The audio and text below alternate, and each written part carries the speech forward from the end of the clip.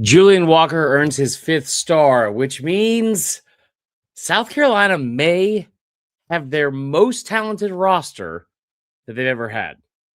We talk about what that means for expectations. We also talk about Julian Walker, and can he be Dylan Stewart 2.0 from his freshman year? Locked on Gamecocks starts right now.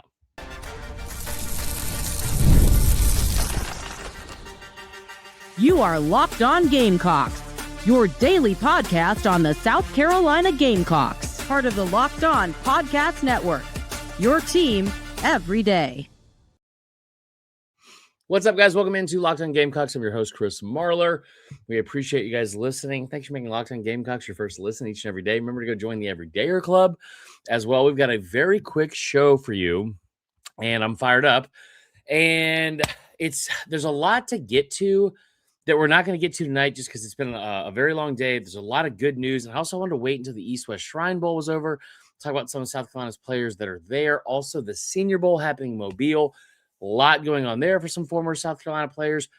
But the big news for South Carolina on Tuesday, January 27th, happened very early in the morning, well before any of the East-West Shrine Bowls or Senior Bowl action was happening. And that was this.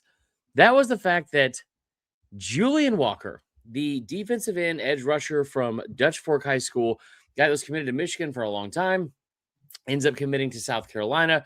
He jumped way up, as I told you he would, and a lot of people did, not taking credit for it, but a guy that went into the postseason for high school or high school football and went to the Navy All-American game and balled out. Was unblockable the very first day. Was the player of the day overall out of everyone that was there on day one. Had a fantastic week there, and he skyrocketed up the On3/Rivals final rankings that were released today. Now, what Rivals does every year is they release 32 5-stars for every report or recruiting cycle. 32 total. That's it. And that's just theirs. And then they do the 32 in the composite ranking. That's all. But in their rankings, Julian Walker jumps up to number 15 overall in the country from number 68. And what that means for South Carolina is it feels like you have the potential, and I want to be very careful how I say this, because freshmen at this position, really at any position, you never know how they're going to work out, right? But we saw 2 years ago a freshman edge rusher, one of the top players and top 15 players in the country, come to South Carolina in year one across from another supremely talented edge rusher and was unblockable for most of his freshman year. That was Dylan Stewart. Dylan Stewart had Kyle Kennard, and now Dylan Stewart is the guy. He is considered a top 5 player overall in college football. On3 came out their way too early power or player rankings. He was number 3 overall. He's a top defensive player in the country. He's going to be on one side. And one of the things that made Kyle Kennard so great in his first year, and also Dylan Stewart so great, was they had each other. You can't double team both of them. You can't double team really one of them without the other guy having some kind of access, usually to the quarterback. And oh, by the way, all that interior defensive line depth that you brought in and also have from a talent standpoint, that also ate that year, right? When you talk about like some of the numbers with Tonka Hemingway and those guys and TJ Sanders, what they were able to do inside. I'm not saying that he is going to be freshman Dylan Stewart 2.0, but Julian Walker getting a 5th star, being able to make sure he stays home after he was committed to Michigan forever and then ends up in Columbia, South Carolina. I know he's from Columbia, South Carolina. That's way out for the most part, near Lexington. I feel like it's out near me where I lived. But having a guy from a program like that, especially, that you end up keeping home, that's massive in general. But to be a potential day one impact, that right there is awesome. And it then sparks the conversation of something I realized today. And it's something I brought up going into last year at one point of the potential that we could have going into this season, not last season, but this season, if Darius Gray stayed in the fold. And you look at the composite recruiting rankings of where these different players are ranked.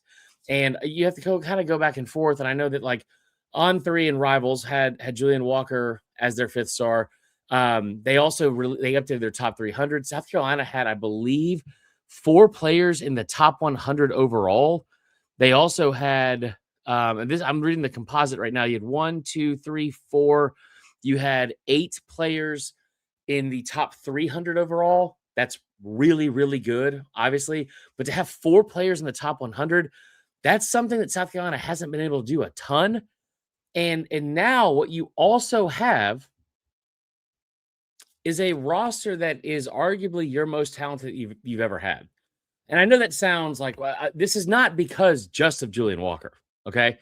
It is because of a lot of things. And again, I want to go back into this too. Julian Walker is, if you were making one of them in a lab, man, if you were making an edge rusher in a lab, 6'6", 248 pounds. Some have him listed at 255 pounds, 34-inch arm length. I mean, a burst, a lot of strength, but like the arm length, especially at 34 inches, that's something that NFL scouts love. Like, I think when I think of an NFL prototype defensive end, I think 6'5", 265 with length and bend and all that kind of stuff. Out of high school, yeah, 6'6", 248, 255. Kid will put on muscle right away and also has that extra length. That's one of the reasons why Stewart is so good, because of how long he is and how much muscle he's still going to be able to put on. Walker has all of that. Like he has, we'll see about the intangibles, but by God, the physical talent is really good there. And what I love to see most is you perform at a place like Dutch Fork, and it's like, yeah, you kind of expect those players to be really good against the competition they're playing because they're in high school. You're in South Carolina, which is not the greatest high school football in the country. That's nothing against South Carolina high school football. It's just where things are in, traditionally and consistently with the in-state talent. But then you go to the national stage and you dominate like the best players in the country. Yeah, I mean, that speaks for itself. So him being in the fold, and I switch over here and you think about like just from where South Carolina ranks with all their recruits now going into this upcoming year. Because I just told you this. Darius Gray, I'm looking at the Rivals industry rankings right now. Darius Gray is your top-ranked player. Jazavian Currents, a defensive back that, like, I talked to one of the guys from, I think, Inside Gamecocks today, and I can't remember his name, which is going to piss me off. He's a great dude, does really tons of great work. He always wears a flat bill hat. And I apologize for missing his name. Make sure you check out their show. They do a phenomenal job there every single day. But he brought the fact too. He's like, Jazavian Currents is a guy that you don't really want to count out, a defensive back from Rock Hill, the one that's 6'3", 210, very, very physically talented. Then you have obviously Julian Walker. Don't forget Aiden Harris. Aiden Harris is a guy that, was ranked in the top 100 in the composite and also with Rivals. He's a 123rd. He's a top 150 player, pretty much consensus across the board. The kid from North Carolina. But how about Zion Giles, an interior offensive lineman who in the Rivals rankings is ranked ahead of not only Jazavian Currents, but also Darius Gray, the second highest ranked player. Could he step in and play right away? Duckworth, I don't expect him to play right away at quarterback. Koski Barnes, we'll see. Love the size there, 6'2", 205. Sequel Patterson's another guy. Noah Clark. I mean, there's talent up and down this year's recruiting class. But the roster as a whole, let me see if I can do this. There we go. We did it. So the roster as a whole, guys, what is this for? The roster as a whole now, you look at, why is there a line in the middle of it? I don't get it. Anyway, the roster as a whole, you now have, with the inclusion of Darius Gray, the inclusion of Julian Walker, and some of these other guys. Now, Aiden Harris, Julian Walker, Jazavian Currents, Darius Gray, 4 of those guys, and Landon Duckworth, 5 of these 9 players that are listed here are all true freshmen. I don't know how much run they're going to get at all. I don't think that they're going to step in. I definitely don't think Duckworth. I hope Duckworth doesn't play a lot because I want Lenora Sellers to have a great season that isn't shortened for because of any reason. Malik Clark coming into year 2. Obviously Josiah Thompson going into year 3. Stewart year 3. Nick Harbor year 4. And then like up and down this list, you just have talent upon talent. But here's the thing: we've talked about them having a talented roster. Here's the scary part. You look at this year's team, out of the all-time ranked recruits, and it's Jimmy's and Joe's, right? All-time ranked recruits in the history of South Carolina's football program. 9 of the top 48 are on this year's roster. That includes 4 of the top 10. 4 of the top 10. You have signed 10 5-stars in the history of this program. 4 of them are on the field on this year's roster this season. If you want to go what's even scarier, None of that includes DGB. Or I'm sorry, not DGB. GBD. Gabriel Brown-Lodindi. None of that includes Jacarius Peak from NC State. And again, 4 of the top 10 players in the history of the program as recruits, 9 of the top 48.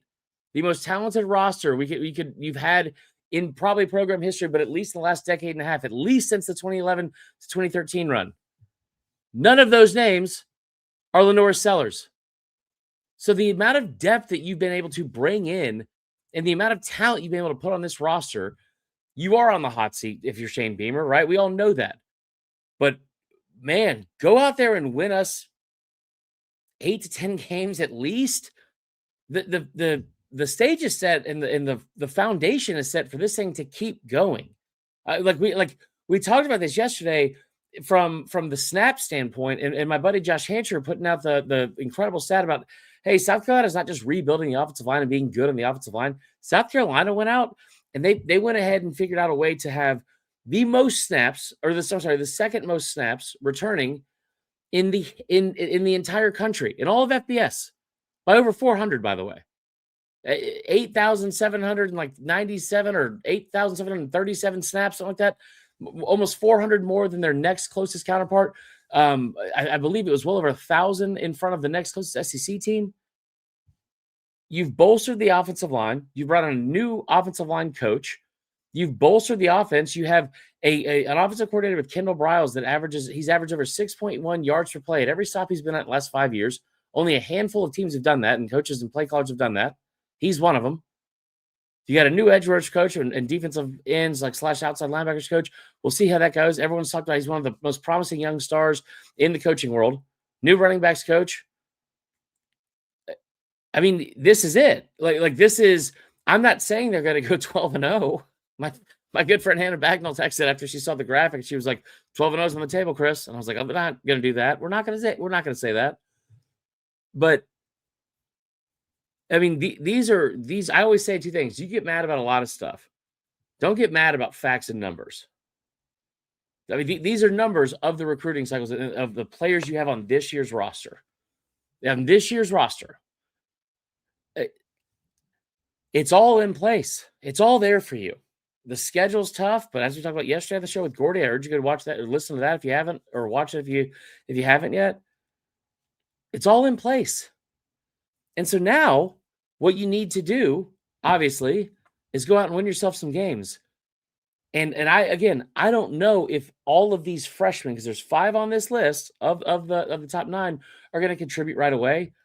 But man, I got to say, if Julian Walker is a 5-star and he's playing that position where you already need some help at, and there's probably a reason why Desmond Umazulu left. It just feels like, again, at every turn when there's like some sort of, that sucks, this happened, or like, and I don't think that was a reaction when Des Umazulu left, but like, it feels like there might have been a reason. And at every turn, the people that you've brought in, it feels like we've got so many, and I hate to use this example, but I'm going to. It feels like we got a bunch of Fred Johnsons on this team that we've kind of just been like, oh yeah, forgot about that guy. Like, you know what I mean? Like we got a lot of these like former 4-stars and top recruits that chose South Carolina over anywhere else to come play here. And now they've either developed at their freshman year, or they stayed and developed, or they're coming in to compete in their freshman year. And I'll tell you one thing I do know is that, I hate cliches and I hate this phrase more than anything. Iron sharpens iron, but it's true.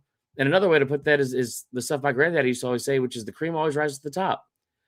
And I know as well as you know that this is not a F around and find out type of year for Shane Beamer. This is if you are going to win us football games, you are going to play.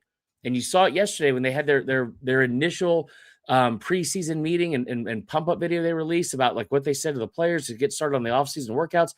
You are either going to help us win or get out of the way. And you've got a roster full of your most elite recruits that you've had in the history of the program, all on the field and all on the roster at the same time. That's a good feeling. That's a good feeling. And listen, I'm not going to sit here and say, well, they're 2010 Bama, they're 2000s Florida or USC.